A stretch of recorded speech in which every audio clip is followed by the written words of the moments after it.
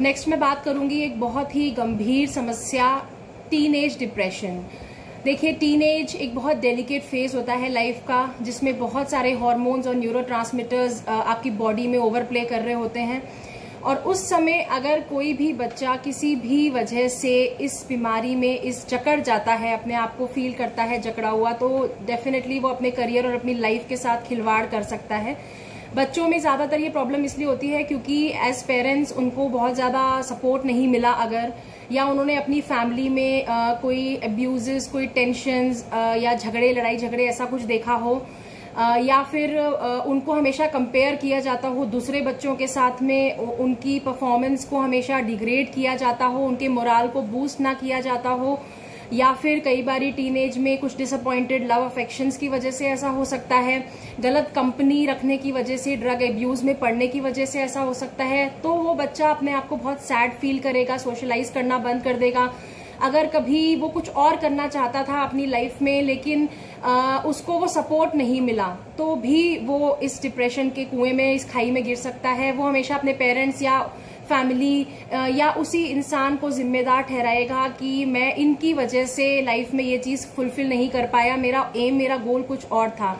देखिए, ऐसे बच्चों को बहुत प्यार से टैकल करना पड़ेगा क्योंकि वो सुसाइडल हो सकते हैं, वो सेल्फ हार्म के बारे में सोच सकते हैं और वो बिल्कुल आइडल होके बैठ जाएंगे कि हमें कुछ करना ही नहीं है, हमारी लाइफ में अब कोई एम नहीं रह गया है।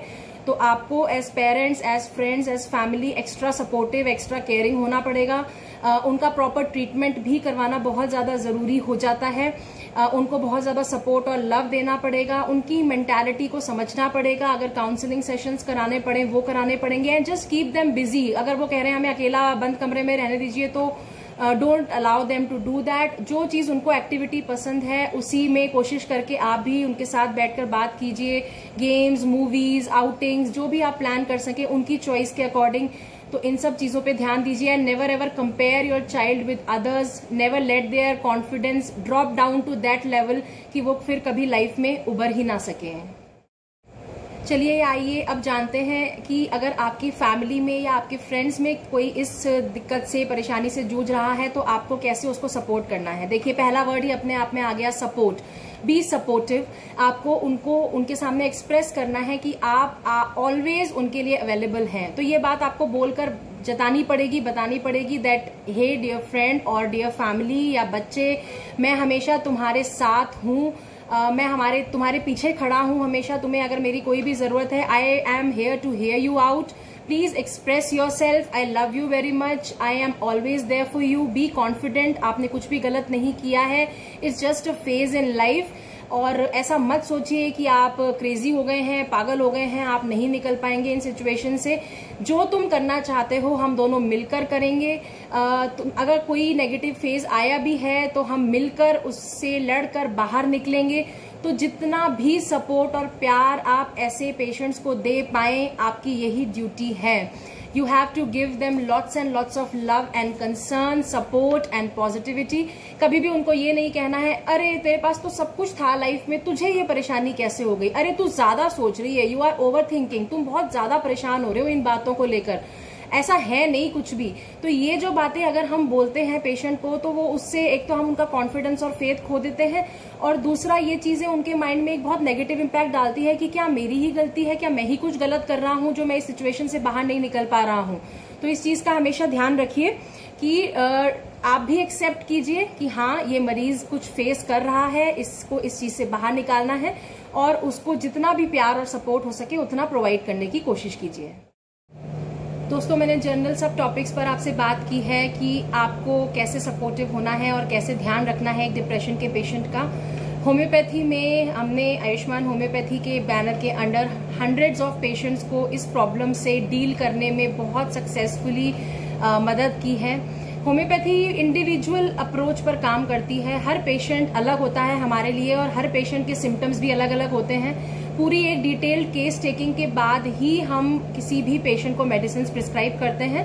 But just for knowledge purpose मैं यहाँ पर कुछ बेसिक मेडिसिन के बारे में डिस्कस कर रही हूँ, जिससे आपको इस चीज का एहसास हो कि होम्योपैथी में कैसे छोटी छोटी चीजें भी हमारे लिए, छोटे छोटे सिम्टम्स भी हमारे लिए कितने वैल्यूएबल हैं। देखिए दोस्तों, अगर डिप्रेशन किसी अपने लव्ड वन के अलग होने की वजह से हुआ है, जिसकी वजह से पेशेंट बहुत ज़्यादा उदास रह रहा है हमेशा और डिप्रेस्ड है, सारे अपने काम छोड़ देता है, काम में उसका मन नहीं लगता है, अपनी ऑक्यूपेशन में भी उसका मन नहीं लगता है, तो इग्नेशिया बहुत अच्छी मेडिसिन है। अगर कोई मरीज ऐसा है कि वो है तो बहुत उदास, बहुत डिप्रेस, लेकिन जैसे ही आप उसको थोड़ा सा भी कंसोल करने की कोशिश करते हो, प्यार दिखाने की, सपोर्ट दिखाने की कोशिश करते हो, तो वो उल्टा एकदम तुनक जाता है, गुस्सा हो जाता है और वर्स हो जाता है। सिर दर्द से सफर कर रहा है, जिसको ऐसा लगता है कि मेरे सिर में अंदर कोई हथौड़े मार रहा है, नमक खाना ज्यादा पसंद करे। अगर ऐसे कुछ जनरल सिम्टम्स और भी हो तो नेट्रोम्यूर बहुत अच्छी मेडिसिन है।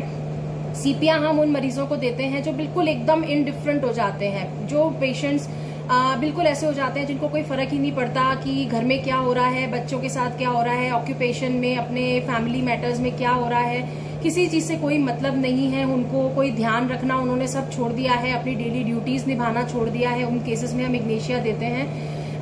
और साथ के साथ में अगर वो पेशेंट बहुत ज्यादा मूडी और सिंपैथेटिक हो जाता है, एकदम उदासी के साथ साथ दूसरों के दर्द को लेकर भी बहुत ज्यादा सोचता है और एक्सप्रेस करता है, तो कॉस्टिकम बहुत अच्छी मेडिसिन है। ट्रैंक्विल टेबलेट्स बहुत ज्यादा वंडरफुली एक्ट करती हैं, दवाइयों के साथ में मैंने दिया है और बहुत सारे पेशेंट्स में मैंने बहुत अच्छे रिजल्ट देखे हैं। अगर नींद ना आ रही हो ठीक से तो उसमें नर्वोकाम या नर्व एंड स्लीप ड्रॉप्स आती हैं, वो बहुत मैजिकली काम करती हैं। आप अगर इनमें से किसी भी परेशानी से जूझ रहे हैं तो आप मुझे कॉल कीजिए। स्क्रीन पर मेरा नंबर डिस्प्ले हो रहा है, ऊपर मेरी वेबसाइट का लिंक डिस्प्ले हो रहा है। आप वेबसाइट पर जाकर हमसे ट्रीटमेंट ले सकते हैं, लिंक कर सकते हैं, हमसे बात कर सकते हैं। फेसबुक पेज का लिंक यहाँ मैंने शेयर किया है। आप कोई भी बात अगर इस बारे में डिस्कस करना चाहें तो आप कमेंट सेक्शन में जाकर भी कमेंट कर सकते हैं। दोस्तों, आज मैंने बहुत जर्नल लेकिन वाइड स्प्रेड टॉपिक के बारे में सब कुछ आपको बताने की कोशिश की है। अगर आपको ये वीडियो पसंद आया हो, ये इन्फॉर्मेशन पसंद आई हो और आप रिलेट कर पा रहे हैं कहीं ना कहीं इनमें से किसी भी चीज से, तो दोस्तों इस वीडियो को लाइक जरूर कीजिएगा, जितना हो सके प्लीज शेयर कीजिएगा। कहीं ना कहीं किसी के लिए ये इन्फॉर्मेशन जरूर काम आएगी। मेरे चैनल को प्लीज सब्सक्राइब कीजिए, जिससे कि आगे और जो भी मैं इन्फॉर्मेटिव वीडियोस डालती हूँ वो आपको मिले और आप उनसे हेल्प ले सकें, आप उनसे जिंदगी में कुछ फायदा उठा सकें। Thank you so much. Thanks for watching and giving your precious time. Please do like and subscribe my channel. Bye.